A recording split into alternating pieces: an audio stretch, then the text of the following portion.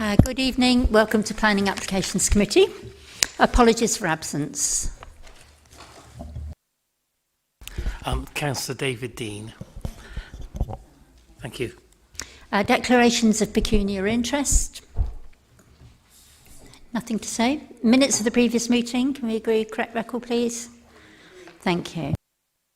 Just for everybody's information, the way we operate is we introduce an item with an officer's report, and then we move across to objectors having a chance to speak, get 3 minutes. And when the objectors have spoken, the agent, if present, will also speak. Sometimes we have councillors from that particular ward who also wish to speak, so they get an opportunity then too.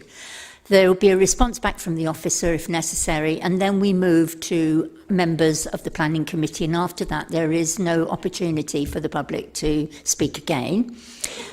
We will first ask for comments about the report, and then, questions, and then finally with comments, and then we will make a decision on each application tonight. We have a relatively small agenda tonight. We are going to stay in the agenda order. Yeah. Please note that this meeting is being sound recorded for subsequent broadcast on the Council's website and YouTube channel. Therefore, if you are participating in this meeting, you are consenting to being recorded and to the use of those sound recordings for broadcasting. If you have any queries regarding this, please speak to me after the meeting. Please also note that we do sometimes have members of the public exercising their legal right to record both the vision and sound of the meeting. This is entirely independent of the Council, and the Council has no control over the use of this recorded material. If you have any questions, please speak to the people. Can't see any of them. Oh, sorry, Sarah's here now, but please speak to the people who are making the recordings. So we're opening with agenda item 5, which is 36 Aston Road. Thank you, Chair. Members, this application was deferred at the October Planning Committee meeting. The reason for deferral was a number of members raised concern with the conflict of this proposal with potential legal advice that was received by the Council back in 2006. You'll note within the report itself, officers have tracked down the legal advice, and we have added a section under 7.2 explaining the findings behind that legal advice. And so with that, having looked at that, officers still recommend that the application be granted. Just talking you, refresher, really through the application itself. This existing mid-terrace dwelling on Aston Road in Raynes Park. Proposal is to extend and convert the dwelling into 2 flats. So the proposed extension works is for rear dormer window and single-storey rear extension. Proposal would result in a 1-bed ground floor flat and a 1-bed split-level flat covering first and the second floors. So, Chair, really I'll direct members to the relevant additional section within the report, which is on that legal advice and the reasons for deferral previously in October. Thank you. Thank you. Thank you, Chair. Once again, I've been asked by the Apostles Residents Association to speak on this proposal. Their concern in broad terms, committee members, is the incremental undermining of the character of the Apostles area. If applications like this are passed. So I hope tonight the committee will look very closely at this application on grounds of the standard of accommodation. This site doesn't provide any additional housing. It simply converts one small 2-bedroomed house into 2 tiny flats.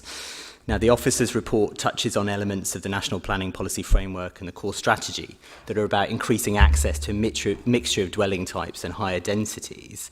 But this development, as I say, doesn't really do either. It simply swaps one 2-bedroomed house for 2 single resident flats. If you look at the core strategy, para 18.1, which is core strategy 8, it notes that actually most of the mix of housing across the borough. In fact, 84% 2004 to 2009 was 1 to 2 bed flats. So I do wonder if there is a need for yet more 1 bedroom flats for single people. That's the only way that this actually meets the space requirements as well. There's a rather confusing paragraph at 7.31 of the officer's report that suggests that this is in character with the Belvedere sub-area. I assume it's a cut and paste error because that talks about houses being set in large plots, largely detached. Now, that's not an Apostles I know, and also the Belvedere estate is up in the village in Hillside.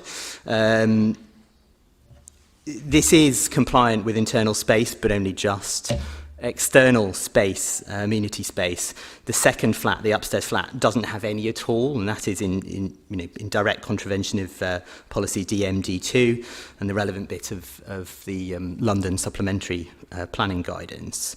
We know from Merton's Planning Department that some inspectors have in fact supported the council in the past where a flat has had no direct garden access. So I hope you might take that into consideration. Touching briefly on the refuse, it's interesting that the planning report suggests that both flats will just share 1 bin in flat 1's outside space. I mean, that's fine, providing that the 2 separate resident units can get on and agree that. There isn't no bin storage space for the upstairs flat. So as I say, I've been asked to speak that by the Apostles Resident Association. Their ultimate concern is actually the incremental effect, the long-term effect on the area, and I hope you will consider some of those matters very carefully in your discussion. Thank you. Thank you. I would just remind members that we had a very full discussion on this item before, and the reason it was referred back was because we felt there was some legal advice that might exempt it. In fact, the officer's report is saying that isn't the case. I would love very much for conversions of small family dwellings to not happen, because if you visit Graveney Ward, we are smothered with them, and unfortunately haven't been able to stop any because of planning guidance. So I just think, unless anyone's got anything to add to our previous discussion, I think, and could you show now? Yes, okay, well, we'll take those comments then, and then I think I would like us to move to the vote on this one, please. Thank you, Chair. Yes, I remember when this particular guidance came in on the need to re-provide 3 bedrooms when conversions took place. And in essence, what we're told here is that this particular property is too subscale for that to apply.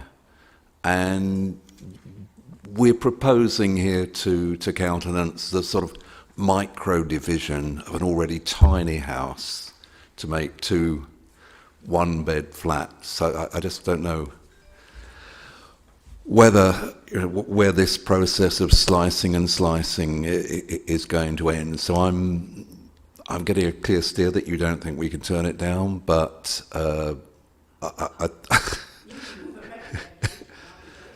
I think it's actually really too small. The details are there about the lack of amenity space and so on, and the bin storage. I mean, this is going to be swamped if with wheelie bins out front, isn't it? It's it's just inappropriate. My recommendation to refuse is on the grounds that the property is, as presently constituted, sort of inappropriate for conversion into 2 small flats as proposed.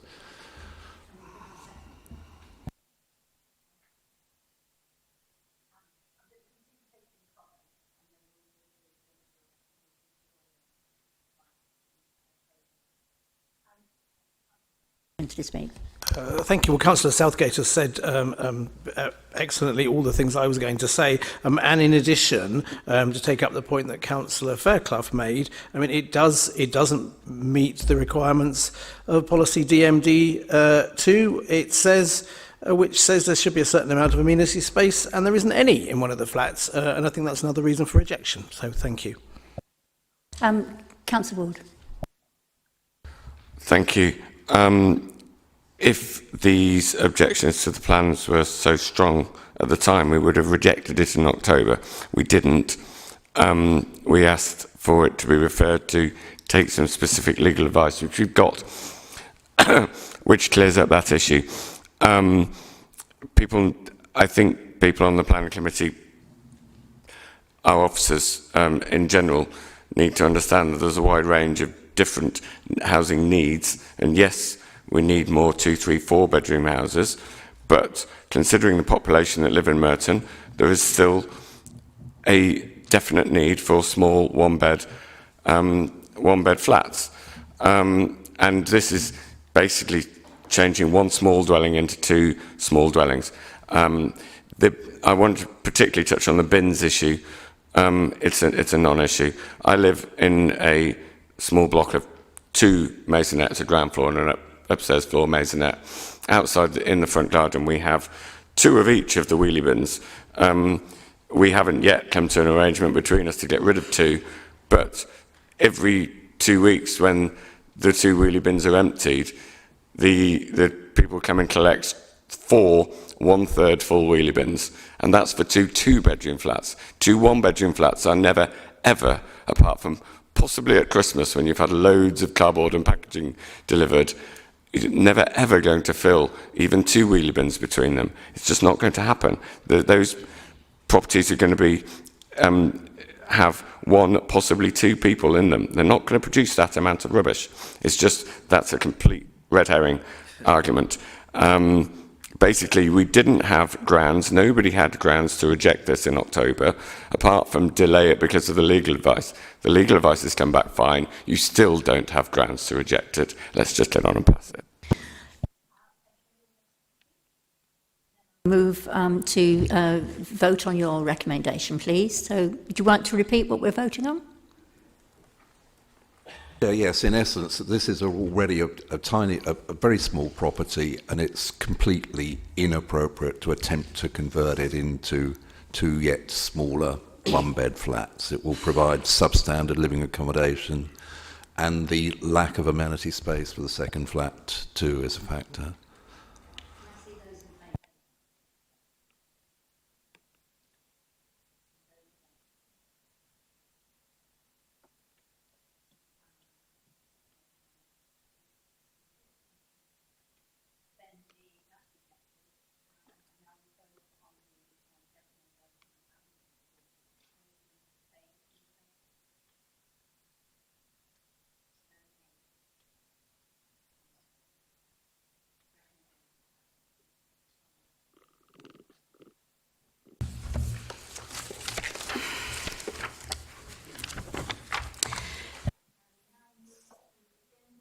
Six, which is a transmitter mast in Blenheim Close.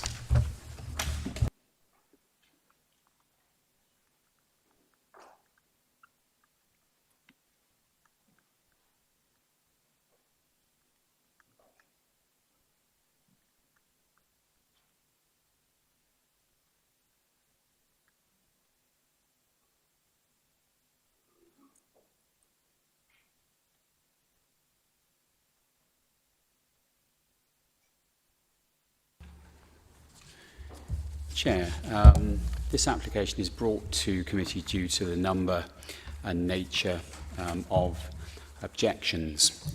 The proposals are for a replacement mast and associated equipment. It's on a small parcel of land on the crook of a bend in Blenheim Close. The site backs onto a landscaped open space forming part of the Raynes Park Tennis Club site, and there are modern dwellings further to the south, and I'm just moving the hand across the screen. Show those are the new dwellings that were allowed following an appeal about 10 years ago, and this is the area occupied by the tennis club. This is the open space. We've got a number of locally listed buildings over here, pairs of semis here, and some more conventional interwar dwellings here. The proposals would replace an existing 11.7 metre high telecoms pole with a 20 metre high pole. The site has long been used for the siting of a telecommunications pole. The council determined that the existing pole, in effect a more robust replacement of an earlier pole, did not require what's known as prior approval in 2016.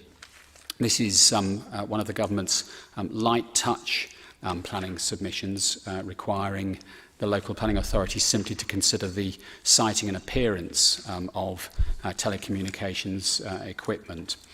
The existing metal pole replaced an earlier pole of similar height, which had been allowed on appeal after planning officers had refused a proposal back in 2006. And there you can see the existing pole. You'll see details of the height and dimensions of the pole are set out in the officer's report. The proposals are part of an upgrade to deliver 5G telecommunications connectivity locally. You'll also be aware that various objections have been received, and they're set out in section 5 on page 29 of the agenda papers, not least of which, again, are concerns regarding the visual impact of the pole. You'll see that the officer's report considers the support given nationally to facilitate the delivery of the 5G telecoms network. Officers go on to consider visual impact both more generally in the locality and on neighbouring occupiers. Officers fully acknowledge that the new mast will have a greater impact. But what I think is important to flag up in this instance is the government, in looking to assist in delivering 5G connectivity, acknowledges that telecoms masts will need to be higher. The 2015 version of the General Planning Development Order put a limit on the heights of masts, but there were other criteria that had to be applied in order for the mast to be permitted development. In 2016, the government went further and permitted masts, provided they met other criteria, to go not to 20 metres, but to 25 metres on what were called unprotected sites. So this is in effect an unprotected site. There are, however, other criteria, and recognising that a higher mast will probably need greater structural stability, there are also criteria which which have been retained in the General Permitted Development Order, which relates to the width of the mast, not in terms of an absolute dimension, but if it's increased by more than 1/3 at any given height, which this mast would do, then it no longer benefits from being permitted development. So I think it's important to just flag that up so that we're not just focused on the height of this particular proposal. The proposals require a judgment to be made, weighing up national guidance and policies on visual amenity and other material considerations such as the earlier appeal decision. In this instance, officers consider that planning permission could reasonably be granted. Thank you. Terry Woolley, please. Thank you, Chair, and good evening, Planning Committee. I hope you had a chance to read through the document I sent through earlier outlining some of my concerns in relation to the comments just made. I'll quickly summarise those points primarily in relation to the visual intrusion. First and foremost, I acknowledge the need for the UK to embrace 5G and the benefits it will bring. I don't wish to stand in the way of progress, but nor do I think the lives of local Merton residents should play second fiddle to the convenience and cost benefits of the telecoms corporations. The site in question, as Mr Smith in his documents pointed out, was initially rejected for a phone mast by the Merton Planning Office due to, and I quote, The proposed mast, by reason of its size and sighting, constitutes an intrusive feature in this predominantly residential setting, which will be harmful to the visual amenities of the Blenheim Close street scene and adjacent open space. Mr Smith went on to correctly point out that this was overturned on appeal. However, he failed to highlight the following reason given by the inspector in overturning that original finding. The installation would take the form of an imitation wooden telephone pole. The slenderness and uncluttered profile of the mast, with the antennae accommodated inconspicuously, would ensure that the installation does not form a discordant feature detracting from the appearance of the vicinity. The above appeal decision was made in relation to an 11.7 metre tall mast disguised as a wooden telephone pole.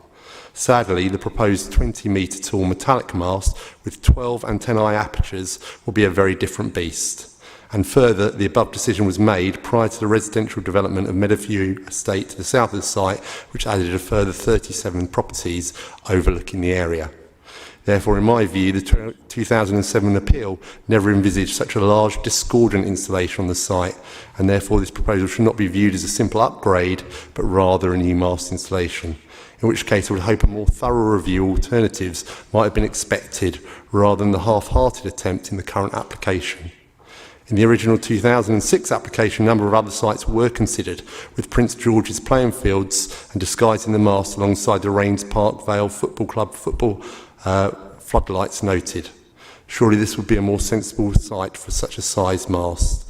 It would involve work and cost for the telecoms companies, not only in laying cable, but reconfiguring the local network. But is this inconvenience to larger corporates any worse than the daily visual intrusion for the local Merton residents? As the diagram I included in the document I submitted, the proposed mast leads to a near doubling in the height of the current installation, dwarfing any local tree or man-made structure. There is no disguising the mast in its proposed form, and it gives a sense of a NASA base station reaching out to ET rather than that of a family street. Such a structure on a residential street, in my humble opinion, is almost unprecedented in Merton. So I would ask the committee to at least request the applicant go back and perform a detailed review of alternate sites and then come back with their findings. Should Blenheim Close still be the only viable site at that point, then I could accept in the needed technological developments the mast must go somewhere. But if it is required in a residential street, I would ask the council to impose upon this application similar requirements to the original appeal, namely that the mast be inconspicuous and not detract from the appearance of the vicinity. As I showed in the document I submitted, there are a number of ways to disguise such a mast, and whilst on closer inspection it will be quickly identified, the casual observer may not be drawn to such an overbearing metallic intrusion. I have to stop you there. Thank you.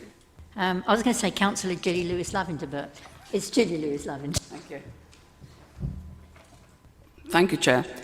Mr. Woolley has demonstrated very accurately why this is an inappropriate proposal. I hope councillors have had a chance to look at the photographs I have left them. The first one shows the current mast from my family room window, supposedly disguised as a telegraph pole. The second one shows a 20-metre 5G mast.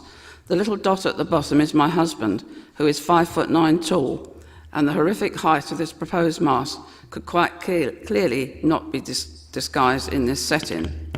I hope you will all agree that this proposal is entirely inappropriate for a residential area, and if approved, would set a precedent for future masts to be erected. A similar application was refused in Edge Hill, Southwest 19, contrary to policies DM, D2, D4 and D6 of the Adopted Sites and Policies Plan of July 2014. However, what we must be most concerned about is, are we putting up a huge health risk to our children? I'm sure the applicant will tell us that these masts are safe, but in my view, we have not tested this theory with time. It has already been agreed that these masts will not be erected near schools or where there are a large number of children present. Let me tell you that in Blenheim Close, Blenheim Road and Meadowview Road, there are at least 30 children living nearby. Excuse me. Also, there is a tennis club within yards where, with as many as 50 children are coached on a daily basis. This telephone mast would be near 80 children, and we cannot take the risk. Additionally, as the mast is nearly double the size, it would follow that the emissions would reach a broader base. The surrounding houses are almost all family homes and have hundreds of children living in them. Also, we must not ignore the damage this mast could do to bats, birds, bees and insects. Please listen to us and put this mast in an open space and disguise it appropriately. Do not try to save money by not having to lay new cables. Please take people's health and safety seriously and refuse this application. Thank you. Liam Palmer. Is he here? Thank you, Chair. Good evening. My name's Liam Palmer. I work for Beacon Communications and we act for EE Limited and H3G UK Limited, who are looking to upgrade the existing monopole located at Blenheim Close. The existing mast was originally granted permission at appeal in 2007. It was then upgraded in 2016 to allow for introduction of 4G services following the grant of prior approval. As part of EE and H3G's continued network improvement programme, they wish to upgrade the existing site to facilitate additional coverage and capacity requirements, incorporating new technologies including 5G. The National Planning Policy Framework prescribes a presumption in favour of sustainable development. Section 10 confirms that advanced, high-quality and reliable communications infrastructure is essential for economic growth and social well-being. It also confirms that use of existing masts should be encouraged in preference to new sites. The applicant carried out pre-application consultation with the LPA, ward councillors and the local MP on the 17th of June 2019. No response was received to the letters sent. Thereafter, the current application was submitted on the 12th of July. The proposal seeks to introduce 5G technologies to the area to support the local economy and enable more people to work from home. The application was accompanied by supporting documentation, including a statement by the Department for Digital, Culture, Media and Sport and the Ministry of Housing, Communities and Local Government, encouraging LPAs to be open to such development and minimising barriers to deployment. The proposal seeks to introduce the most up-to-date technologies and equipment available, and the proposed scheme has been specifically designed for the site in question. The development is the minimum height and girth capable of accommodating 2G, 3G, 4G and 5G technologies for 2 operators, allowing for the avoidance of interference whilst also at the same time satisfying ICNAP standards. An ICNAP certificate is included with the application confirming that the relevant international health standards are adhered to. I understand that a number of objections have been raised and I will aim to deal with them in turn. EE and H3G are currently seeking to upgrade their existing mobile network to introduce 5G to the area. As I have already identified, existing sites are deemed by central government via the MPPF to be the starting point when considering an upgrade to avoid the proliferation of telecommunications sites. The site occupies a triangular piece of land with other utilities and street lamp to the front of the existing telecommunications site. Accordingly, not all of the land within the triangle is capable of being developed. One of the objectors has identified at least 2 other sites that they deem to be suitable, being Park Vale Football Club and Prince George's Playing Field. The use of a tree mast as an alternative to a monopole has also been suggested.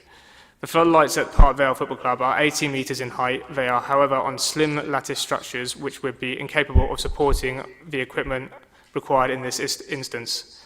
A more substantial lattice mast would be required, substantially taller, which would then require a compound some 10 metres by 10 metres, and any such structure would not be able to accommodate floodlights. It would therefore need to be an additional structure, and there is insufficient space for such development, even if it were feasible operationally. The nearest floodlight to the subject site is some 280 metres from the existing monopole. However, this is an established network, and moving the location of a mast such a long distance would inevitably lead to network coverage gaps, resulting in need for additional telecommunications base stations to rectify the situation. It is therefore not feasible in this instance. Moving the mast to the northeast would also get too close to 2 existing sites and could potentially degrade voice and data services to an area in West Barnes. The same issues would apply to the suggested location of Prince George's Playing Fields. It is only really possible to move the mast a maximum of approximately 100 metres to avoid causing significant faults in the network, as networks are strategically organised such that coverage plots overlap in order to provide coverage. A tree mast has also been suggested as an alternative. Tree masts have been used around the country in certain circumstances. However, such a solution is not possible here for a number of reasons. Tree masts require large foundations than monopoles of the type proposed. I have already mentioned the services that lie to the front of the site. There is insufficient space on this corner site to allow for foundations. Should the committee find it helpful, I can provide a copy of the services map surrounding the site, which clearly demonstrates this situation. Furthermore, if a tree mast were capable of providing such a solution, it would need to be in the region of 25 metres in height, as a canopy would need to be provided above the antennas. I would also suggest that even if it were possible, a 25-metre pine tree would be far more invasive than a 20-metre slimline monopole with a grey finish in this location.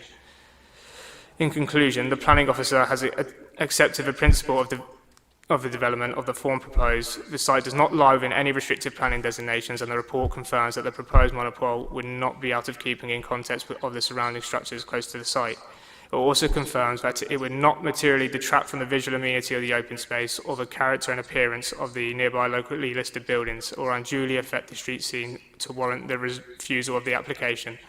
The report also confirms that the proposal will not result in materially harmful impact to the neighbouring amenities. I therefore respectfully request that the planning permission is granted. Questions? Councillor Macon.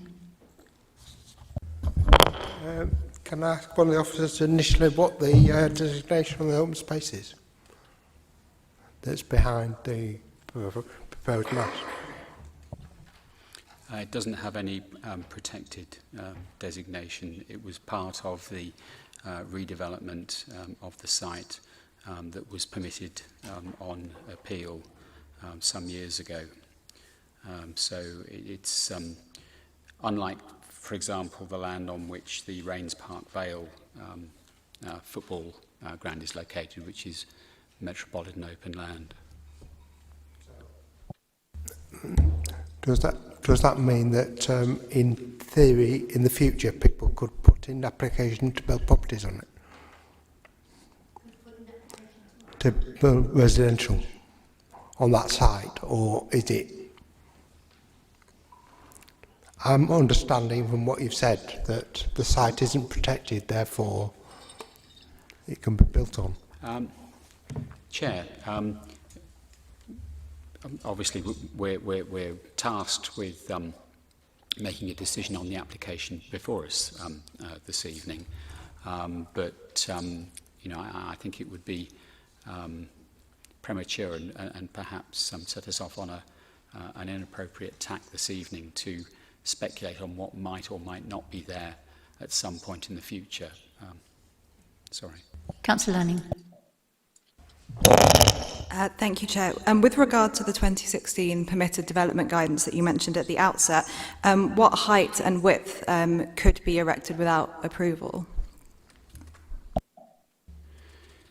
Chair, in the case of the alteration or replacement of a mast, the mast, excluding any antenna, would, when altered or replaced, exceed the greater of the height of the existing mast or a height of 25 metres above ground level on unprotected land, or 20 metres above ground level on Article 2.3 land, so that's protected land, or land which is on a highway, or, together with any antenna support structures on the mast, exceed the width of the existing mast and any antenna support structures on it by more than 1/3 at any given height.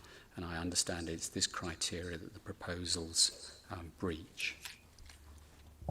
So just to come back on that, it breaches the width element as opposed to the height element. That's my understanding, because the applicant has come in with a proposal dead on 20 metres. So even if we were to treat this as being land which is on a highway, it would still be, because it says would exceed, not would be, would exceed that. So you know they've done their homework on this. Councillor Crowe. Thank you, Chair. It's been suggested that these 5G masts of this type are not permitted near schools. Could one of the planning officers clarify whether that is in fact the case, please? Chair, just preparing some notes for this particular case, and I've established Public Health England says years of studies of radio waves show the risk of damage to health is unlikely at exposure to levels below internationally agreed limits. The applicant has fulfilled the requirement to provide what's called an ICNIRP certificate, and I think if Public Health England are saying that, it would be inappropriate for the council to decide it was going to set its own thresholds. Are there any other questions? Comments? Councillor. Thank you, Chair. I'd just like to say that I know that on this kind of topic of telecommunications and 5G and all of this, there is a lot of fear-mongering going about the potential health risks of such equipment being built. And I think that as a committee, when we're presented with an application that includes, certificates and other sort of written confirmation from international and national health experts confirming that there is no health risk posed, I would hope that the committee would take that into account rather than the fear-mongering. Are there any other comments? Okay, well, we have a recommendation. Did you want to speak? Sorry. Okay, we have a recommendation before us to grant planning permission. Can I see those in favour, please? And those against? And not voting? And the recommendation is approved.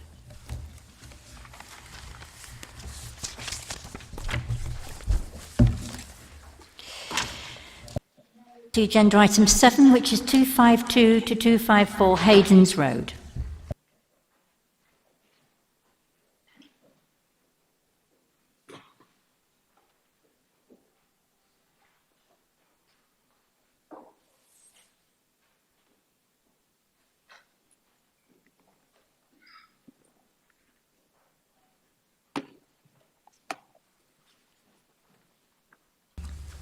Thank you, Chair. Members, the application site outlined in red here is on a corner plot location with Haydens Road on the right-hand side of your screen and Cowdray Road to the north.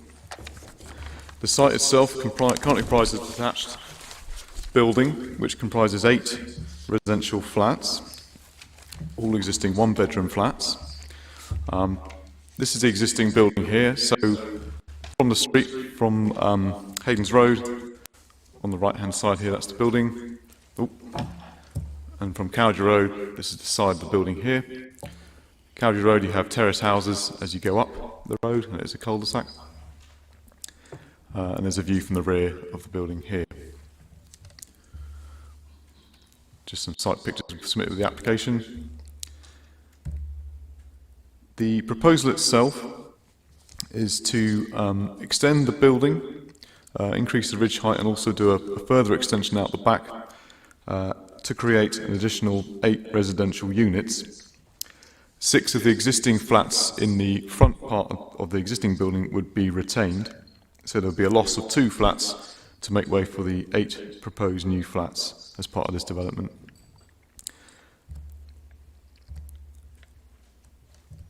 The proposal, so in terms of street scene, the proposal would increase the ridge height of the building by 450mm, along with the eaves. At the back, the rear wing, we call it extension, would be set down into the ground by a metre, lowering its height. The street scene to Cowdray Road would be this. So currently, the existing building does this down to this point here with the hip roof. So this would extend out and then have the separate section at the back. Access to the building would be one access point here and one access point here, and one at the front would remain to some of the existing flats. So turning to the proposed site plan itself, this building here at the front retained the 1-bedroom units with access from this side. The proposed bike and bin storage accessed from the front, as well as a new side gate off Cowdray Road. So looking at the floor plans, two one-bedrooms and one two-bed unit at ground floor. As I said earlier, so the ground floor at the back would partially be set below the existing ground level. Turning to all floor plans, first floor, second floor, and then top floor. So there would be a flat within the roof at the back, and again within the roof at the front of the site. That's the existing floor plans, so just to help provide some context. Turns to site photographs, so that's a view from Hayden's Road from the front. And the corner, so from Cowgie Road. And again, at the back here, so proposal would increase the ridge height, extend this out in the same form, and an extension coming out here. A view taken further back on Cowgie Road. On Cowgie Road again. And then from within the site itself. So the case officer did visit the resident at number 2 Cowgie Road to the west as you're looking on plan. This is a view and a photograph taken from that neighbouring property's first floor side window, which serves a stairway and landing. Chair, for turn members' attention to the modification sheet, you'll note there the drawing numbers and changes in consultation. Additional letter of objection. We have transport planning comments and some detailed comments from our flood risk officer on the scheme. So officers recommend those additional conditions be added. Overall, Chair, officers recommend permission be granted, subject to conditions in Section 106 Agreement. Thank you. Thank you. Graham Simmons, please. Okay.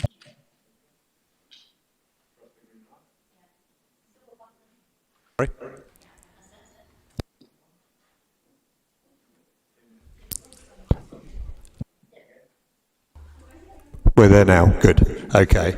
Thank you for those comments. As I put in my letter back when we received the initial information, the two issues really for us are the daylight and sunlight report, where I commented that it was prepared in August, 21st of August. Clearly, sunlight levels in August are very different than today, say. So it was also inaccurate and remains inaccurate and hasn't been addressed in terms of accuracy. It's also, the inaccuracy is that it states that the only two windows for our property facing the development are the stairwell window, which is accurate, and a WC at the back. In fact, at the back of our property is our kitchen, utility, and WC is actually behind that.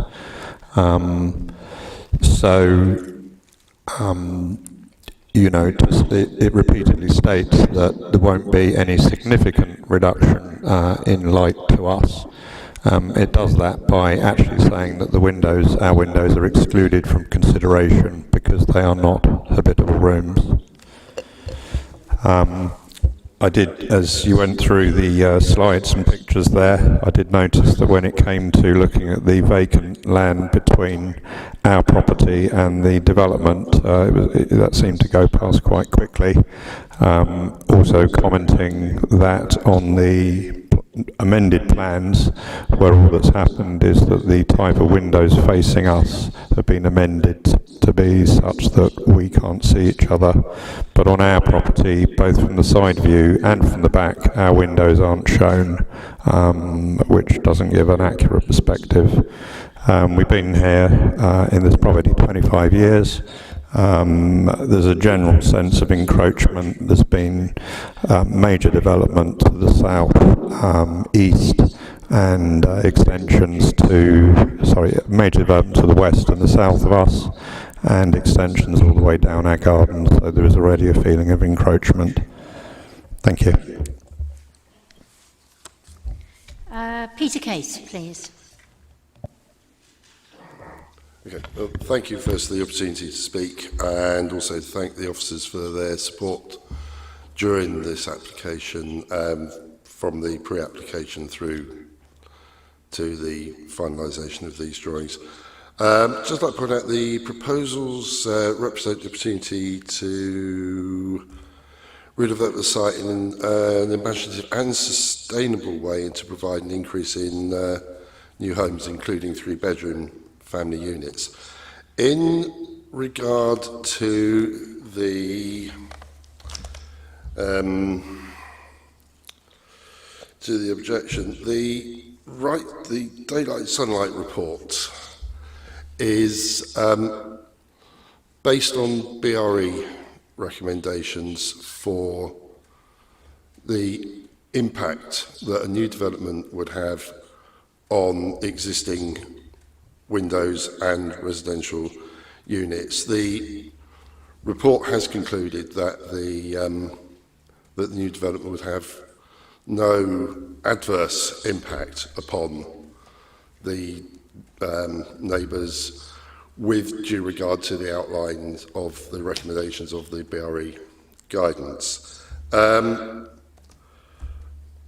would really just like to state that we are very happy with the report, and I'm happy to answer any questions that may arise should committee members have any. Thank you. Okay.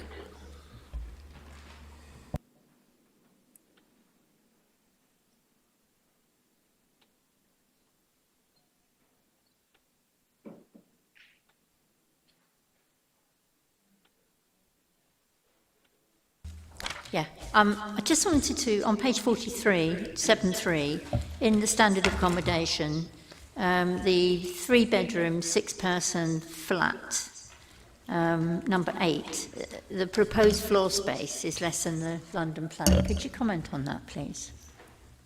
Thank you, Chair. Yes, I can see why there has been a little bit of confusion on this. The applicant actually submitted 2 separate documents with 2 different tables. The one you see before you in our report, but there is another submission in their report, the one in our report is a 3-bedroom, 6-person unit, whereas the report that's been submitted by the applicant, alongside a similar table to this, actually describes it as a 3-bed, 4-person unit. Now, it's a little bit difficult to get in and have we got a more detailed one of that particular flat. Just to let you know, for a 3-bed, 4-person flat, the floor area would be 74 square metres, and therefore it would comply. If it was a 5-person, it would be 86 square metres and wouldn't comply, so it's getting closer. If we zoom in, which I think I can do, let me just do that in a second. We can get there. I think while zooming in, I can see the argument to see why it would be a... Oh, maybe we can't actually. We want to go like that, don't we? The trouble is when I zoom in, it goes right to the beginning again. Let me just Control L, and then I might just be able to right-click and go to the picture. Don't know if you can find that again. Yeah, sorry. If you look at the layout, which is very difficult here, and I haven't got a scale rule, and it's not to scale the plan, I can see an argument. You see the double bed there, which would be 2 people, and then you see the other 2 units are actually have single beds. And if you look at the units themselves, we're in the loft, so therefore you've got restricted height access. So I could certainly see one of the units, one of those actual bedrooms being a 1-bedroom unit. The other one with a 1-bed, I'm afraid I can't tell you now whether it's a 1-bed or a 2-bed, or whether it could be a 2-bed if you put a double bed in there. And we haven't got those measurements in front of us. What I would say is I could certainly agree that it would be marginally under in terms of the 5-bed unit, and I think I could quite happily accept that here now, but I can't categorically say it could be a 4-bedroom unit, so therefore it might be slightly over. So it's within your discretion whether you wish to make a decision on that basis. The alternative, of course, is to, depending if there's any other issues raised with the application, it could be deferred to find out further information, or we could refer it back to the Chair and Vice Chair for decision. If there are no other issues on the application this evening, we could then go and make that, because it is quite a minor issue in terms of the numbers, 6 or 7 square metres, we could then find out exactly and come back to the Chair and Vice Chair afterwards just to confirm that particular point before issuing any decision if there are no other objections to the application. That's just a suggestion. Please. Yes, Councillor Crowe. Thank you, Chair. I'd just like some clarification about the PTEL rating at 2, which I understand is low. And I think there's a suggestion that this should be a permit-free development. I'm just wondering if that's entirely consistent with a PTEL 2 rating.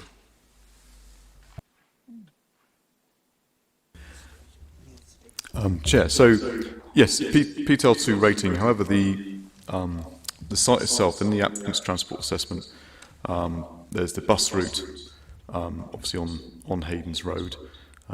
Nearest bus stop, I think it says 150 metres away. Further, you do have Hayden's Road train station, which is you can just see the line in the corner there. So it is just up here. Again, as the crow flies, it's about 150 metres up to that station. So, whilst the PTEL rating technically is low, in this case, given we think it's quite a highly sustainable location, physically accessible to public transport, and being within the controlled parking zone, we're happy that the permit-free option can work in this case. So are you effectively saying that the PTEL rating should be higher?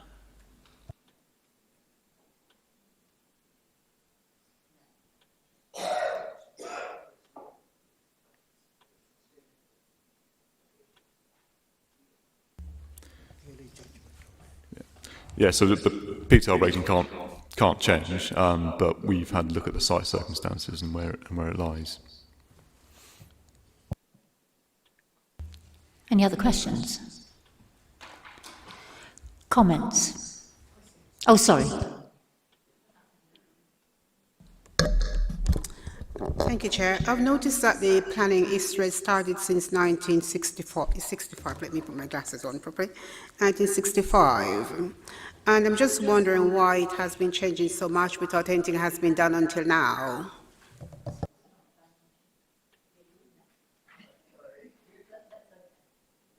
Are there any other questions, please? Comments? Is that a question? Perhaps I should have understood this better, but the Hayden's Road frontage that looks pretty sad at present. Is it going to be improved through this? And in particular, the windows are meanly proportioned. Will they be changed? I'm fine with the side, the Cowder Road, the extension there, but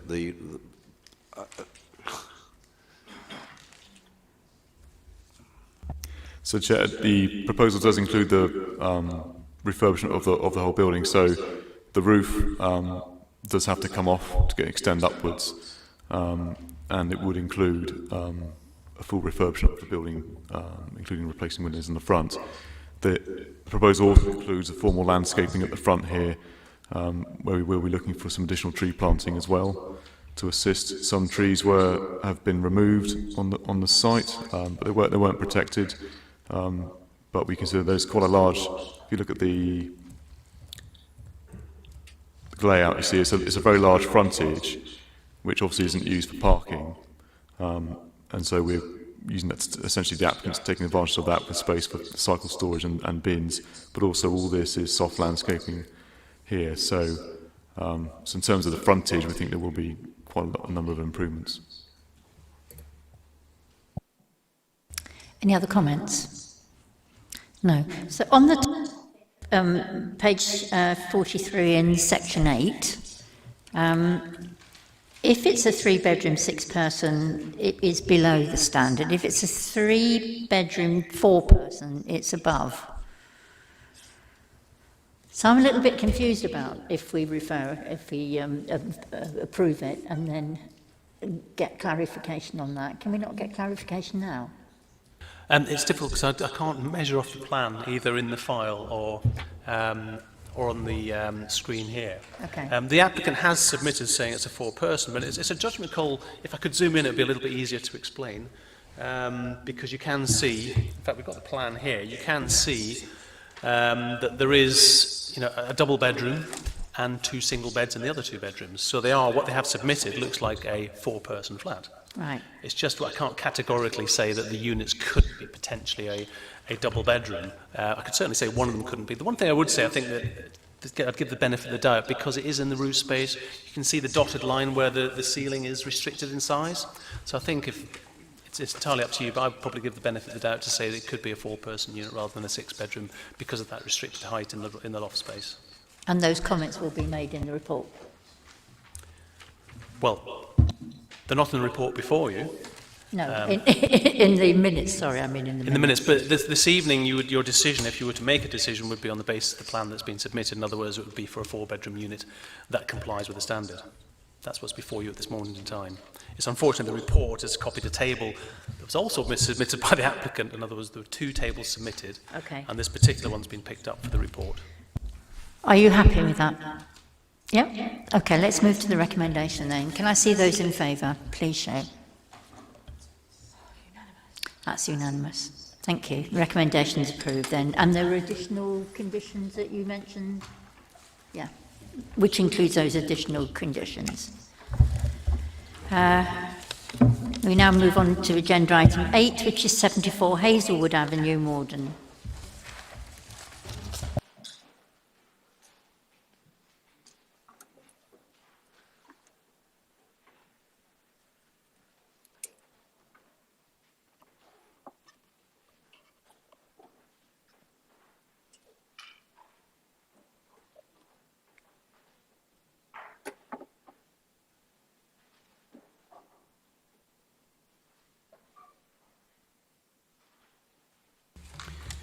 Chair, this application is brought before committee due to the number and nature of objections that have been received.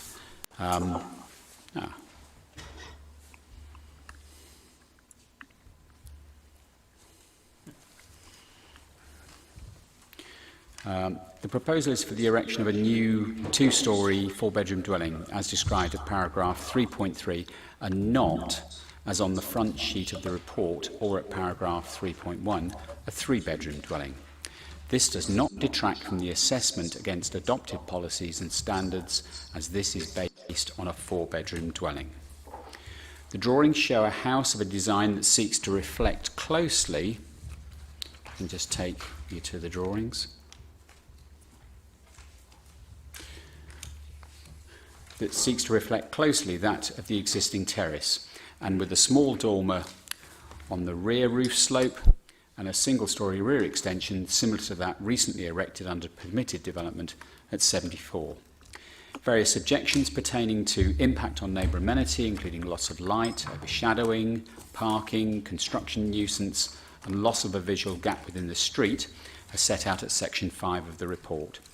The provision of an additional family house is welcomed and fulfills planning objectives of increasing density and making more effective use of sites.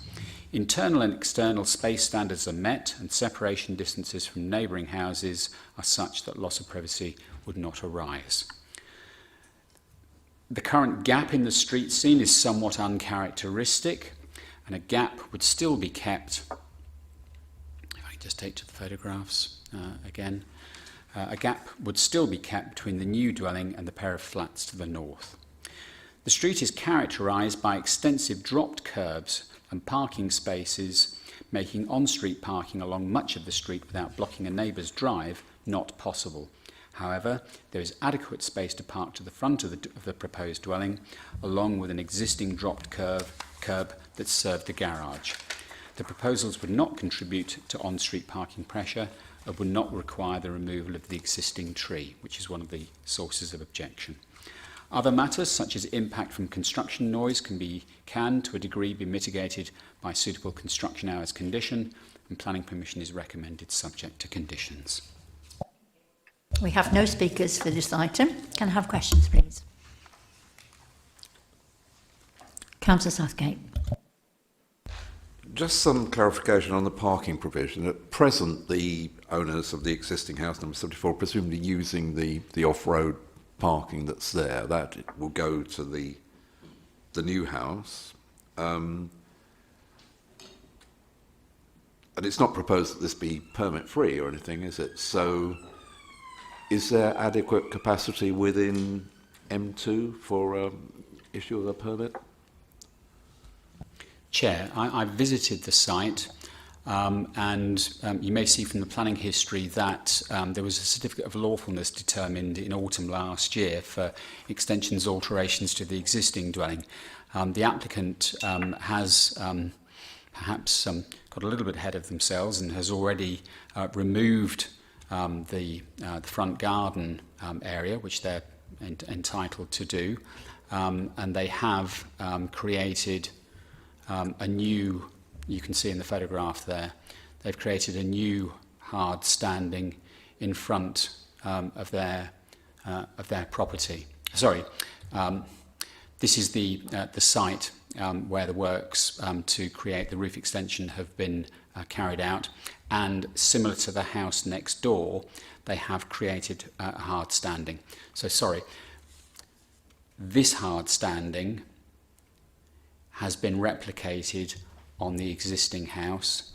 This gap here, as you can see at the bottom of the image, has the drop curb, and that would lead on to the new hard standing. So, as I said in my presentation, the character of the street is most of the houses have hard surfaced front gardens and drop curbs, and the two properties would have, I suppose, between them probably 4 parking spaces.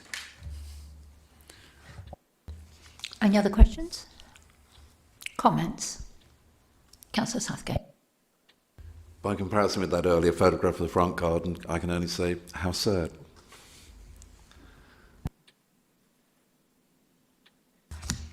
That was it. No other comments. Can we move to the recommendations then, please? Those in favour, please show. That's unanimous. Recommendations approved. We now move on to agenda item 9, which is 34 Lingfield Road.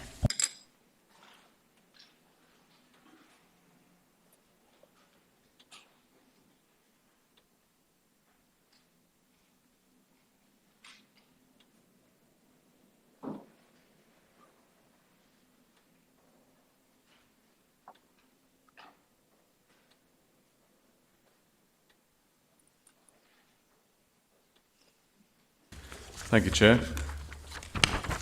Members, the application site outlined here in red is at 34 Lingfield Road, just south of the High Street, Wimbledon Village.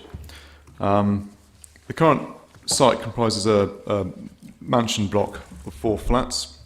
The application itself relates to the single-storey garage building, which you can just see here to the left-hand side of the building as you're looking from aerial view.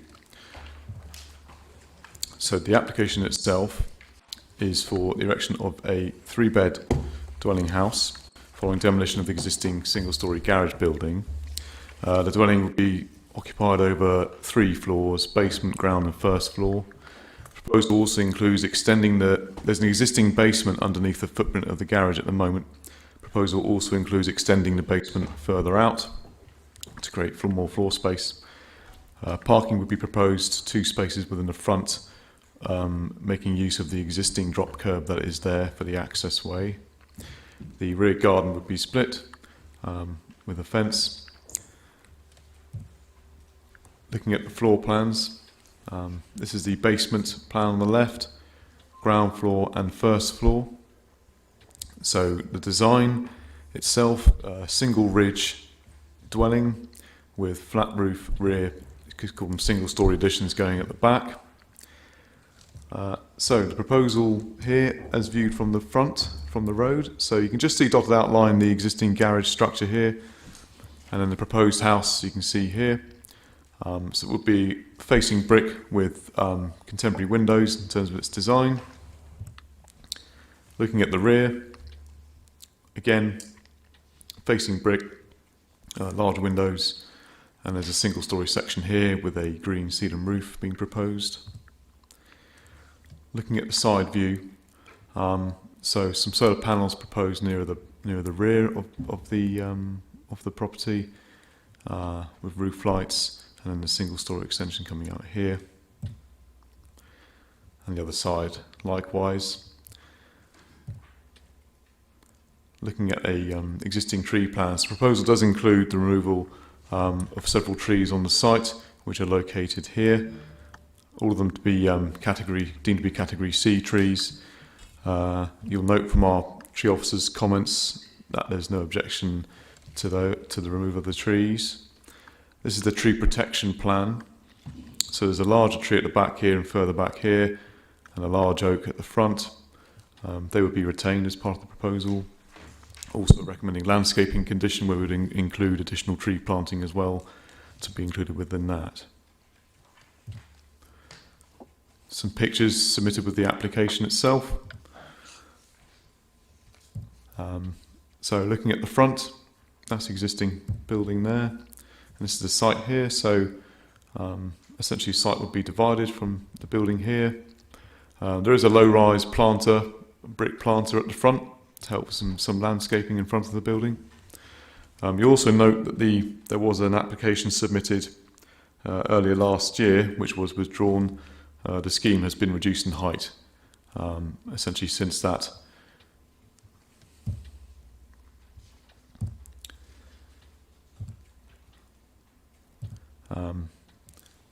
To the west is number 35.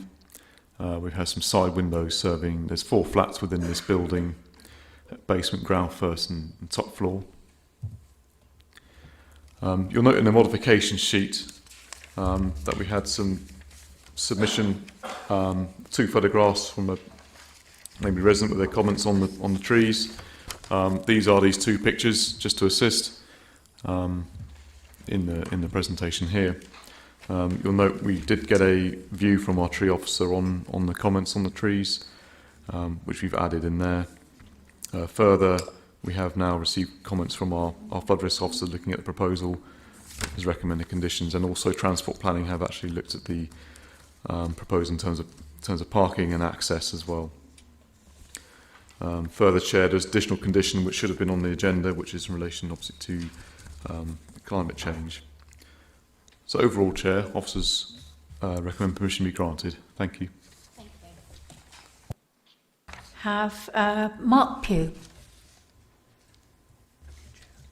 Thank you, Chair. I'm the owner of 7 Lingfield Road, where I live with my family. So thank you to the committee for the opportunity to express the basis for my strong objection to the planning application. I'd like to make the following 5 points, if I may. Firstly, the new build proposed has 2 oversized windows to the front of the elevation, which will directly overlook number 7, causing considerable loss of privacy. If the defence is the use of blinds, how can that really be controlled? Secondly, the new build proposes twice the height of the garage, where minimal loss of light is predicted. This cannot be the case and will inevitably result in a material loss of light to the basement windows to number 7. Third point, the cars to be parked on the new build will likely have to reverse out onto the road or reverse in, which will inevitably cause a safety risk to pedestrians and oncoming traffic on Lingfield Road. Fourth, the new build proposed is described as contemporary design, which seems to equate to a tall, narrow building and large windows at the front. This is at odds with the rest of the road, where there are many listed buildings. The new build proposed will detract from the overall impression of an attractive road in a conservation area. As the architect states, the key feature of the surrounding character is large back gardens with mature trees. This additional dwelling will neither retain nor complement this. Which brings me to my 5th point. There are many trees in the new build back garden, 16 trees at least, 3 of which are category B, but 13 are category C. As already mentioned, the tree officer report says, in general, Cat C trees should not be considered a material restraint to development. So that means there is a potential for about 13 Cat C trees to be removed, which does seem very much at odds with the environmental sentiment. And in fact, if my daughter was here presenting, she would have this as her number one point. I am pleased to note that Merton's Climate Energy Working Group is also concerned about private landowners felling trees in conservation areas and new developments removing mature trees, as noted at their meeting on 6th of November 2019. Finally, I also note, as part of the planning permission for number 1A Linkfield Road, for which, incidentally, they were made to keep the facade of their rebuild due to it being in a conservation area, they also had to keep the silver birch in their garden because, as the planning said, you can see it from the road and you can see most of the trees, or many of the trees, from number 34 from the road. Thank you for your consideration of these points.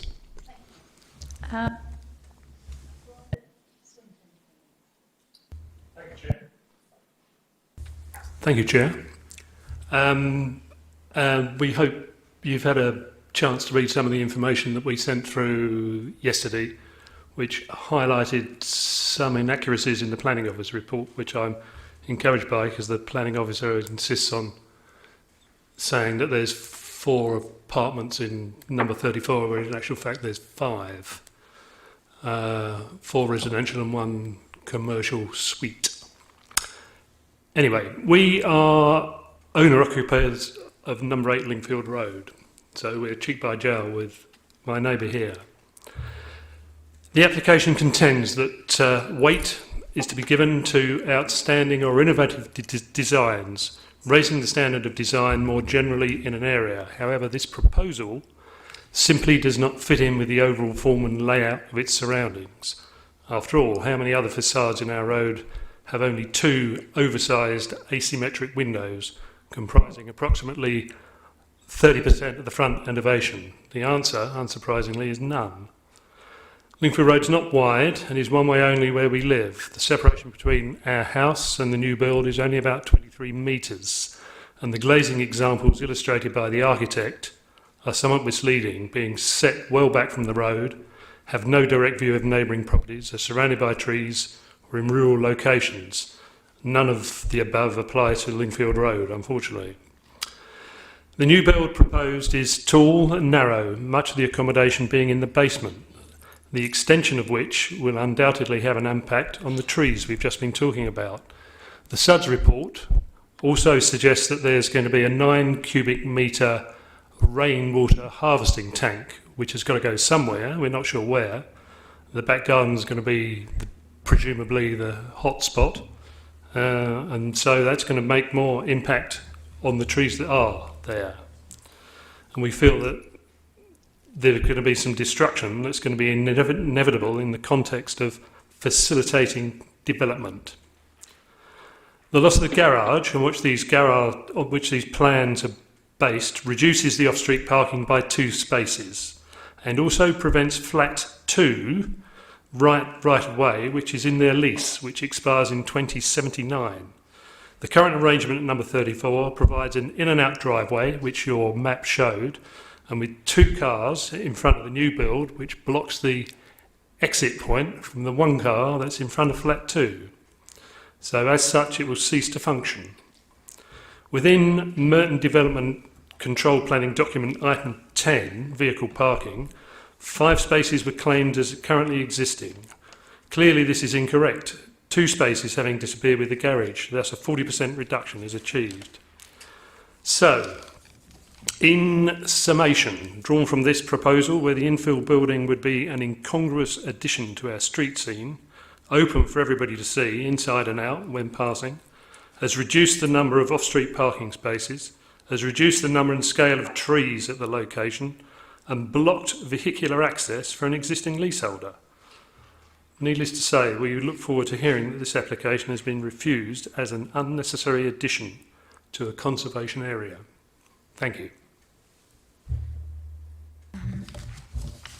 Lost my sheet of paper. Is Alan Cullen here? No. Okay. Thank you, Chair. A few points obviously raised there. So, in relation to the front and the oversized windows, they have been reduced since the submission of the original application. It is subject to a judgment, planning judgment on the scheme. So, whilst it's modern looking with the windows, it does reflect some features in the road, such as the use of facing brick and obviously the gable end. So it is somewhat of a sort of a modern coach house, you could say, compared to the mansion block. It has been reduced in height substantially since the previous submission. In terms of trees, the small groups of trees are to be removed at the back to facilitate the proposal. Our tree officer has looked at these and are not considered to be of wider visual merit. We have reinstated a landscaping condition to capture additional tree planting within that landscaping condition, which can be achieved towards the rear of the new garden. In terms of impact on neighbours, the applicants have submitted a daylight sunlight assessment, which has concluded that whilst there would be some impact on 2 windows in number 35, it's not considered to breach BRE guidelines. As the new build is opposite, the house is opposite Lingfield Road, that distance in regards to overlooking that was mentioned, that's an acceptable planning distance across the street in terms of overlooking. So, Chair, I hope that's assisted with tonight's debate. Questions? Councillor Ward. Yes, just on that very last point about the permitted distance between dwellings for it to be considered overlooking. You said it's within the permitted, and I think resident of number 8 said it was 23 metres between the front of the proposed new dwelling and the front of that property. What is the guideline on how many metres between houses that you would start to consider that it might be too close and start overlooking?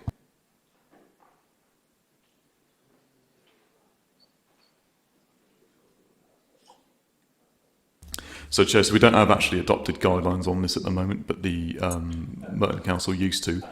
But generally speaking, 20 metres would be acceptable, but when it's cross-flow relationship, it can be closer. So, I mean, you'll see, this is a 3-storey mansion block here.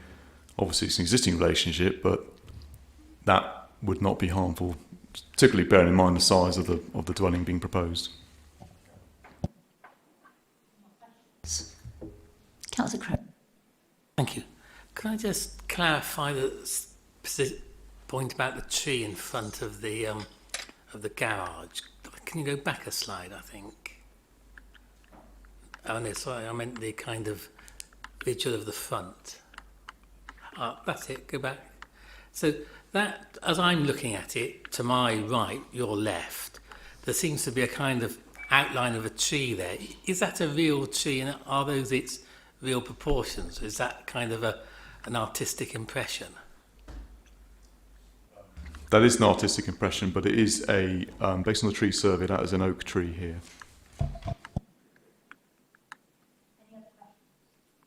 Comment. Can I say, it's been suggested that there's an impact on the adjacent access rights to the adjacent property. Is that, how much weight should we give to that in our considerations? Yep, so in objection submissions we've seen that there is, under the lease for flat 2, a right of access to over this area here and out through the other exit. What we have looked at is, well, they have a right of parking here. Can they reasonably turn around and get out this way? So whilst that is a conflict, you could say, with someone's internal lease arrangements, but not for us to warrant an objection in planning terms. Any more questions? Comments? No comments? Can we move to the recommendation then, please? Those in favour, please show. Those against? Not voting. Recommendations carried. now move on to agenda item 10. Sorry, brain not engaged.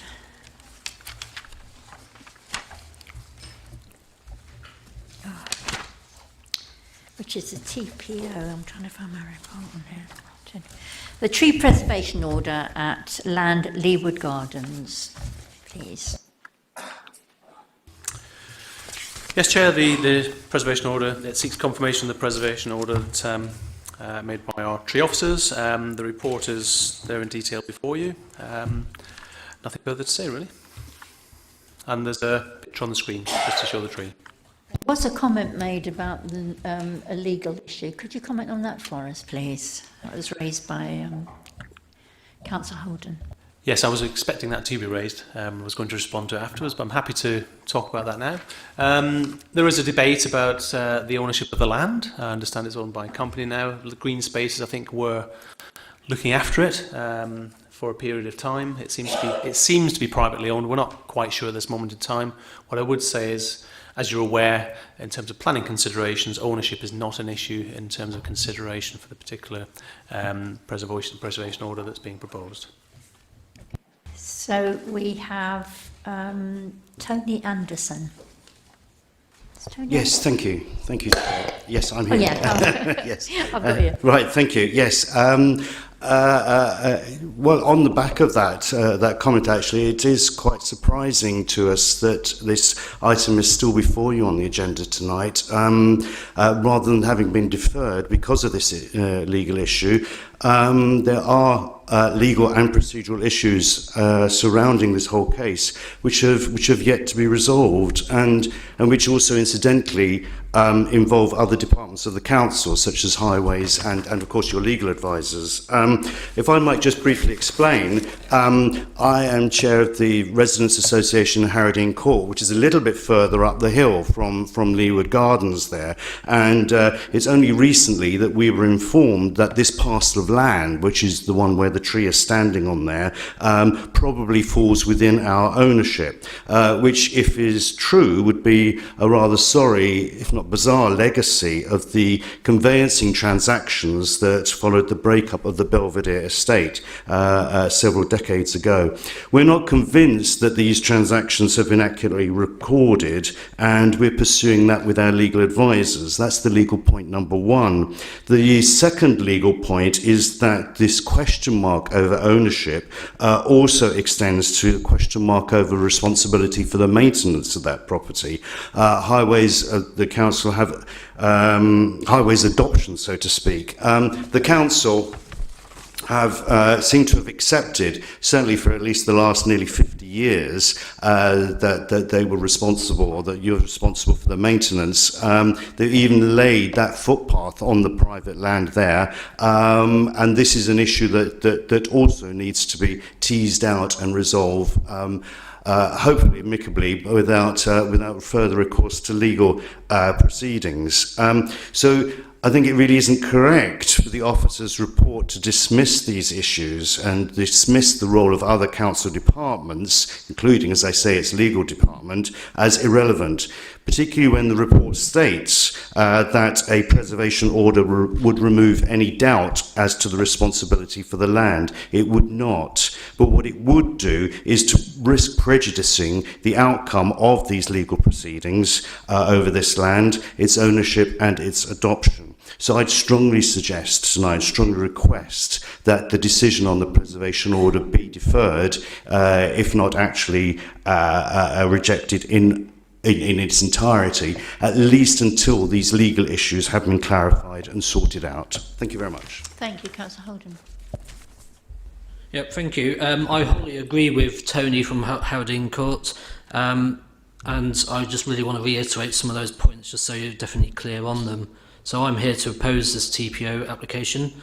Normally, you wouldn't expect me to be opposing tree preservation, but on this occasion, I am. So basically, you need to take this quite seriously. It's not a usual situation, it's rather unusual. So either please refuse or defer, as has already been requested, until such time as the legal aspects of the case have been resolved between the council and the apparent owners of the tree. The application is premature and really shouldn't have been brought before this committee for determination. It should have been left until later on. It is deeply unfair and unjust to place a TPO burden on an unsuspecting group of owners. These owners do not benefit from the tree, they do not live near the tree, and when you look at the map on page 77, you can clearly see that. They did not even know they owned the tree until apparently only last year. So, and also, most crucially, there is no risk to the tree, putting a TPO on wholly unnecessary. If the council wants a TPO, they should adopt the maintenance and the upkeep of this tree, as they have previously done for nearly 50 years. The report even mentions that highways trees do not normally even have TPOs. This tree could be considered a highways tree. It's basically on the side of a highway, a road in a street that doesn't even adjoin Haradine Court. So basically the council has been unfair here. They've cut the grass and fixed the pavement. So really they should be adopting the maintenance and responsibility here. And this TPO should not be granted. Basically what I'm asking for is do the right thing. Please refuse or defer this application tonight. Thank you. Conflicting advice there. Do you want to reaffirm your position there? Yes, I mean, it is unfortunate there seems to be some debate about responsibility of the site. I would probably argue that's even more reason to serve a TPO while it's uncertain what's happening with the land. In terms of future responsibilities, that will be sorted out separate to this application. If you were to defer the application or even reject it, then the tree is potentially at risk. I'm not suggesting for a second the new owners would cut it down, but it is potentially at risk. For instance, if the land was legally defined to be theirs and then it's sold on, another developer may well wish to do that. So for that reason, and obviously it would therefore, if deferred as well, we'd probably run out of time on the application for confirmation. I think you get a certain amount of weeks. I'm not quite sure exactly where we are on that, but it's always quite tight normally when the report comes to committee. So again, that would put the tree at risk as well. Thank you. Okay, that in mind then. Are there any questions? Councillor Crone. Thank you. Can I ask the category of this tree and how that determines the TPO status or not? We don't normally get categories as such for this kind of a tree preservation order. It's an assessment by the arboriculture officer about the quality of the tree and whether it's worthy of a TPO. It's not a development site as such, so you don't categorise the tree in that particular fashion. Councillor Southgate. Thank you, Chair. If the TPO is confirmed, that is still subject possibly to an appeal, yes?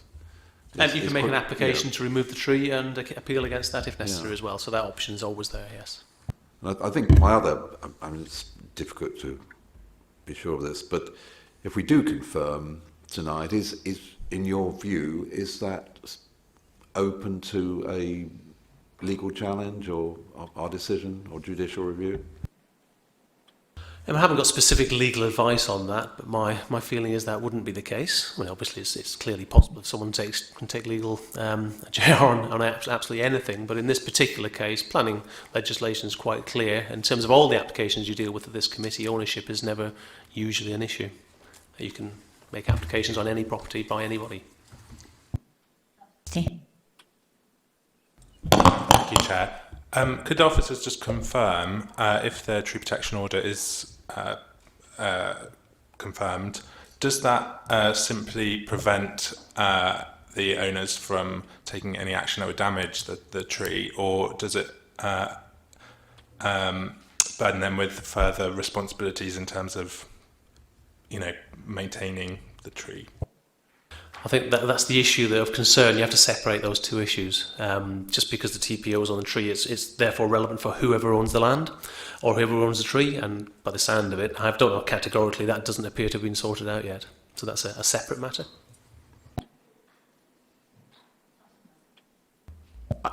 I'm not sure that I understood if the answer to that question. If there's an order, do you just have to not do anything to the tree, or do you positively have to maintain it? Maintenance is relevant to who owns the site. Now, at this moment in time, I understand that it's a company that now owns the site. Apparently, Land Registry, that's who says owns the site, even though it's been maintained by the council. So theoretically, whoever owns the site would be maintaining it, no matter if there's a TPO there or not.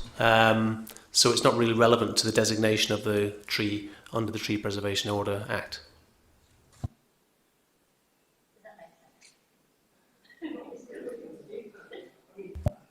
I'm just missing something, I think. It seems a simple question.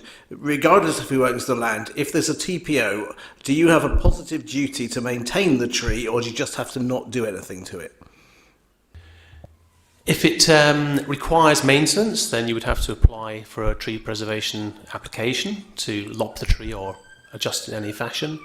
If you were to want to remove it for any reason, you'd then have to apply, and obviously the owner would have to pay to do all that. If it got in such a state that it became dead, dying or dangerous, then they could apply to remove it. They'd have to pay for the works to remove the tree, assuming they own the land.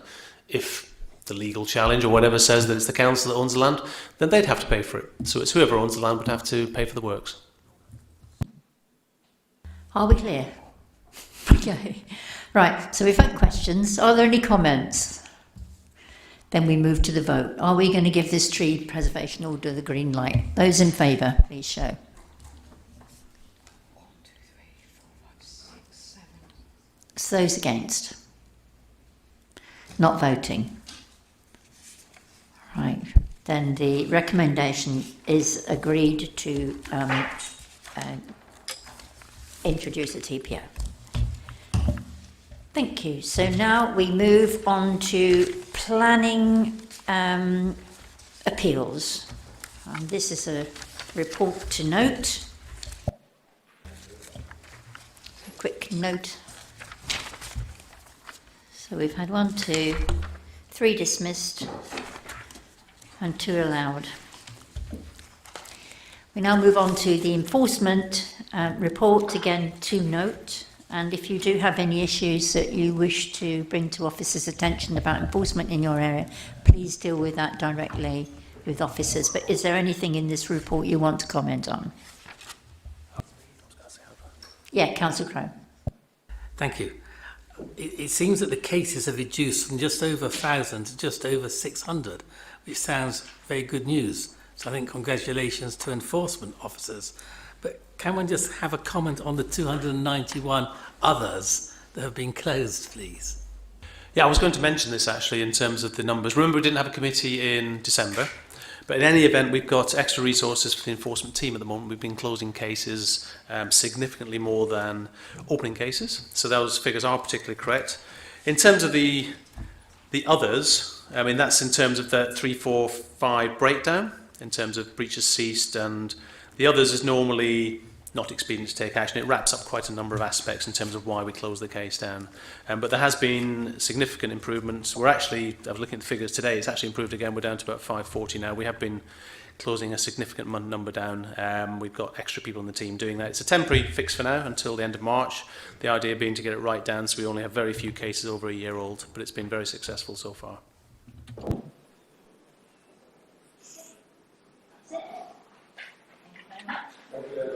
Okay. Sorry, can I just talk about future dates? Just to let you know, I will send this out in an email to all councillors. But the April meeting that was scheduled for the 30th of April, because obviously only a week before the London elections, we're now able to move that a week soon, so that will be on the 23rd of April. That's because council has been moved also to accommodate the elections. So that will move to the 23rd of April. And then in May, we will have the planning meeting on the 14th of May. That's a week before council. That again is to avoid having a planning meeting the night after mayor making, which wouldn't be appropriate. I will email those dates around to you, but I just wanted to let you know so you can look out for that email. Thanks.